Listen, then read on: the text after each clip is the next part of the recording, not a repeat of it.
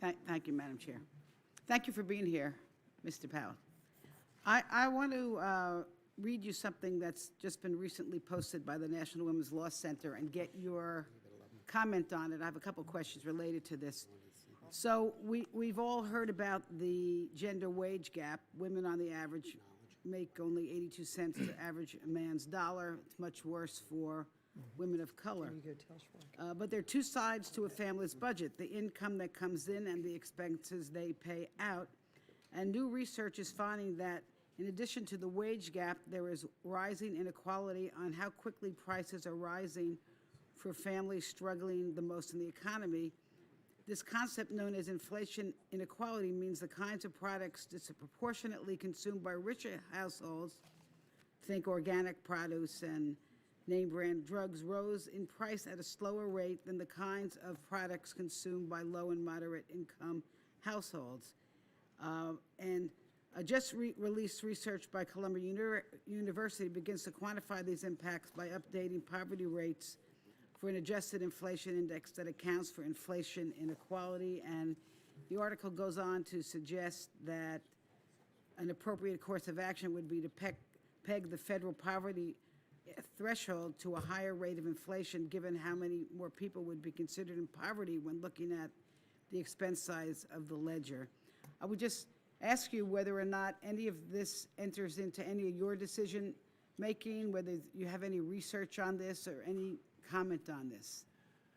It's an interesting, so I did see that research, which showed that, so different groups of people buy different baskets of goods, and in principle, inflation can be higher or lower. This was a piece of research that showed that the basket of goods that are bought by people at the lower end of the income spectrum has experienced higher inflation over time. So, and that the implication of that would be that their real incomes are even lower than we think. So I'd like to see a lot more research on that. That's an interesting recent paper that's getting a lot of attention right now. There's no definitive answer. There's a series that I guess the government currently conducts for consumer price inflation that looks at a basic basket of goods that finds a much smaller difference. Nonetheless, it's an important issue that needs further research.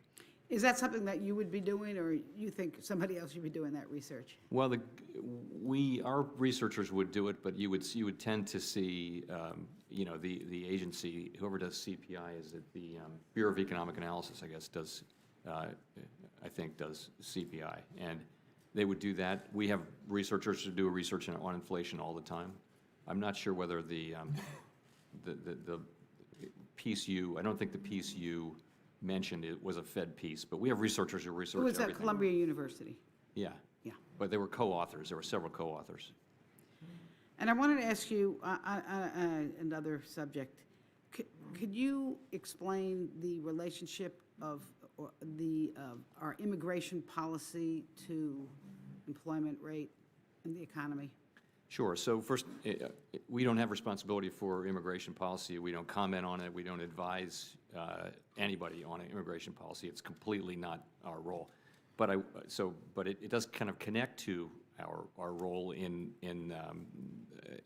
you know, in analyzing the economy. So you can think of the economy's ability to grow as consisting of two things. One is how fast is the labor force growing, and secondly is how much is output per hour growing. That's what growth consists of, really just those two things. In the United States, the trend growth of our labor force has been very slow. It was 2.5% in the 1960s. Now it's about 0.5%, and about half of that is immigration.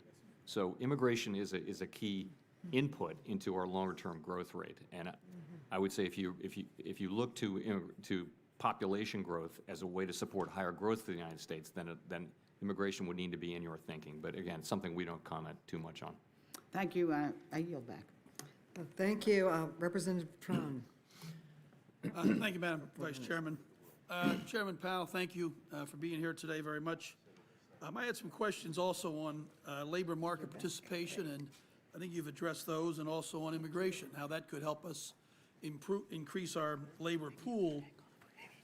But I was thinking about the status of across the country now. We've got over 30 states that put in minimum wage laws from $13 to $16, and there's something business is affected with everywhere.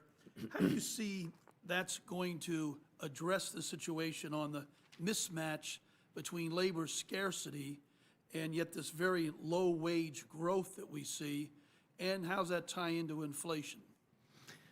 Well, we don't take a position on minimum wage. It's really an issue you have to balance. There are two things to balance, and if I were you, I'd look at a broad range of research.